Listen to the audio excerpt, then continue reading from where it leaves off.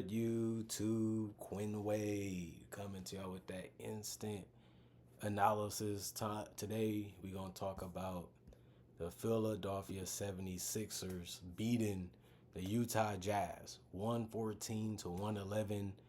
The Jazz go to 7 and 23. Philly go to 12 and 17. Utah 34 to 22 in the first quarter. Then it turned around for the better of the Philadelphia 76ers with a 35 to 18 second quarter. Then the 29 to 24 quarter goes to the Utah Jazz. And Philly was finally able to win another quarter, 33 to 30 for the fourth. And they actually won by 3. They had to throw a Hail Mary pass, and it got intercepted by Joel Embiid. And that pretty much sealed the victory for them. Let's talk about the Sixers who won the game first. Paul George hasn't really had the craziest season or a dominant season or even a great season so far with Philly, but he's better than a lot of other players they could have had got. That's the only way the Sixers fans look at it. If they're happy to have him and they ain't trying to get rid of him, which would be tough to do, it makes sense to live with the decision because you're probably going to have to at this point. But 13 points, plus 6 and plus minus, 5 personal fouls, 1 turnover, 5 steals, 2 assists, 3 rebounds, 3 of 5 from the free throw line, 2 of 5 from 3, 4 of 11 from the field. Caleb Martin, 5 points, minus 7 and plus minus, 2 personal fouls, 2 blocks, 1 steal, 6 rebounds. 1 of them was offensive, 1 from the free throw line, 1 of 2 from the three-point line, 2 of 5 from the field.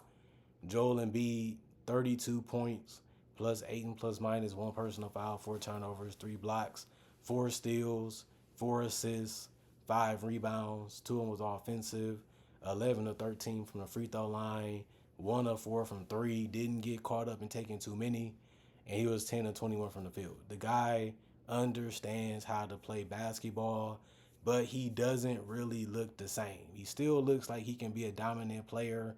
His mobility doesn't look the same. His balance overall just doesn't look the same. They was able to keep him off the rebounds. He just didn't seem like he had the lift or the bounce tonight. But he still scored well. He still got some good interceptions. He still got some good blocks. He still scored at an efficient enough level, including the free throws. And that's all you can really ask him to do. He's playing out there with a mask. He's playing out there with one bad leg. He's doing the best he can to be physical.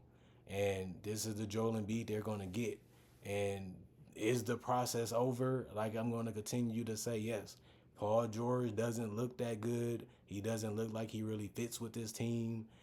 He doesn't look like he's the Paul George that you need to get over the hump. He doesn't look too much different than Tobias Harris, if I have to be honest with you. And people might laugh at me for that, but it's true to a certain extent. And then Tyrese Maxey, he has been really good since he's gotten back from that injury. He played really good last year anyway, so we have to go based off these 2 years that he really been playing at a high level. 32 points for him, minus 2 and plus minus, 3 personal foul, 2 turnovers, 1 block, 2 steals, 6 assists, 9 to 10 from the free throw line, 5 of 13 from 3, 9 of 23 from the field. Wasn't the most dominant player that he could have been tonight. Had some easy ones that didn't fall, and he had missed some shots that was wide open that he probably would want to take back. But overall, if you can win this game and you can have the type of game that he had, you would most likely take it. Kelly Oubre Jr., 9 points, minus 1 and plus minus, 4 personal fouls, 1 turnover, 1 steal, 2 assists, 2 rebounds, 1 was offensive, 3 or 4 from the free throw line, 0 or 3 from the three-point line, 3 or 7 from the field. Gershon Yabusele was the only guy in double figures off the bench in points. 12 points for him, plus 3 and plus minus he did. Also get in foul trouble with 5 personal fouls, 2 assists, 8 rebounds, 5 of them was offensive, 2 of 2 from the free throw line, 2 of 4 from 3, 4 of 7 from the field.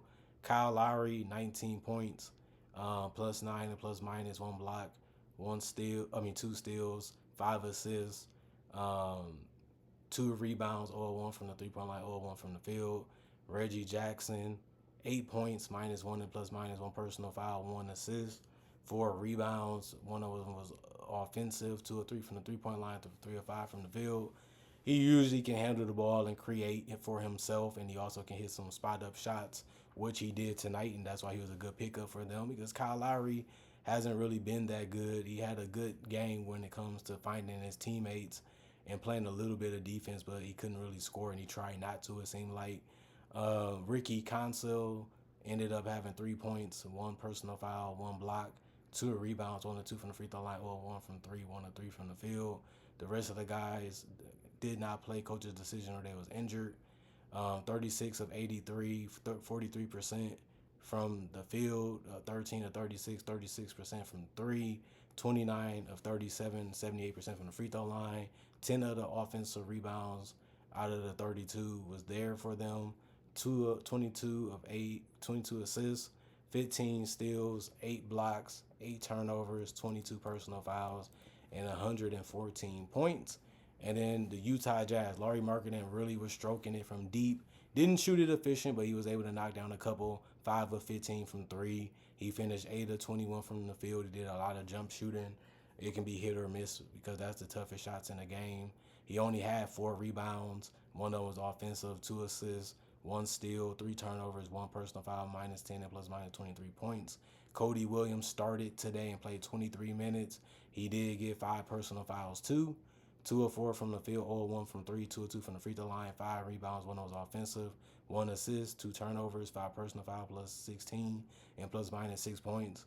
Walker Kessler, 11 points, 11 rebounds, double-double, -5 and +/- 5 personal fouls, 4 turnovers, 1 block, 1 of 3 from the free throw line, 5 of 8 from the field.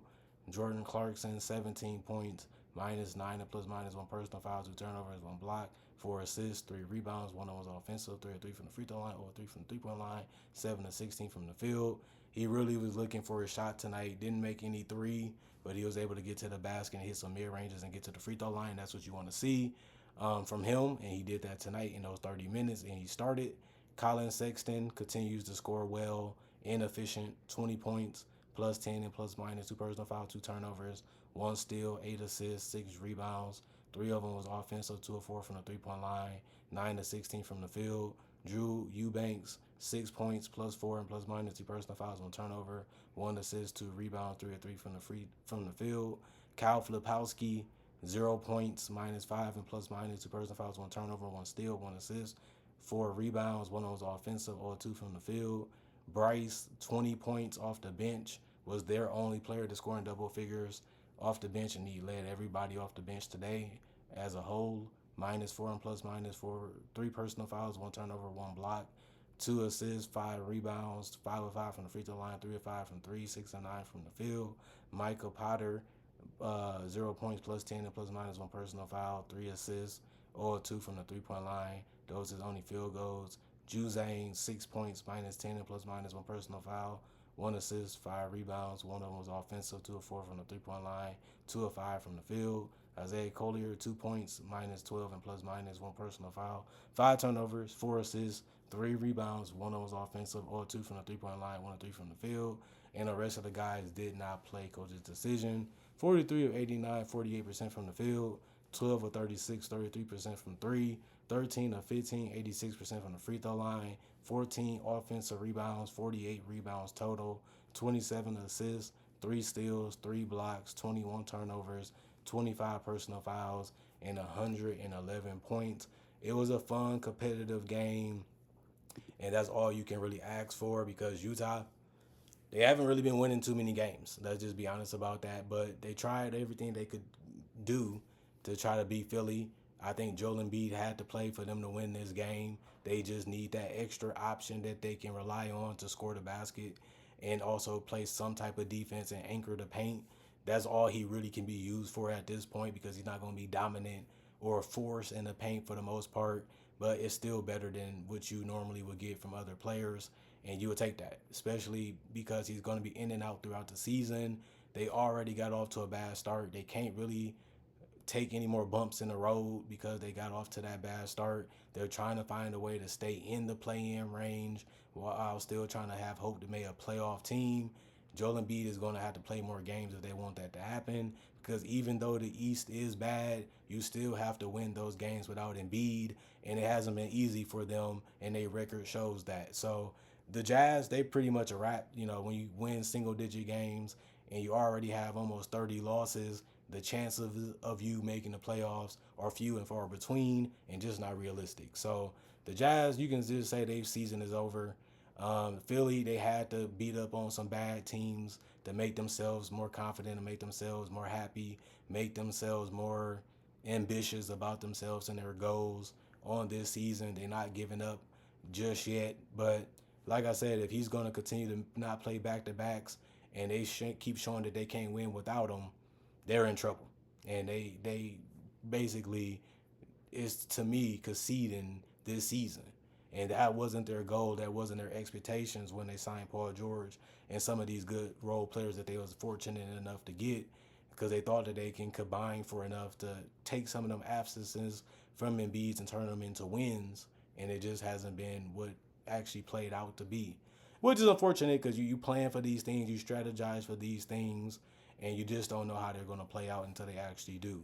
But Philly, they're not looking like a playoff team. And since Joel Embiid is only getting older and the injuries consistently continue to pile up, I'm not wishing he failed. I'm not hoping he failed. I'm a guy that just been paying attention to a lot of the things the Sixers have done and how they've been playing on and off the court and how his leadership has been terrible too. It's just too much for Embiid right now. And he needs to get his mind straight. He needs to get his head cleared. He needs to make basketball his number one priority and his number one focus. And he needs to be with the team more. And they know that. And that's the leader that he needs to be, even if he doesn't agree with it.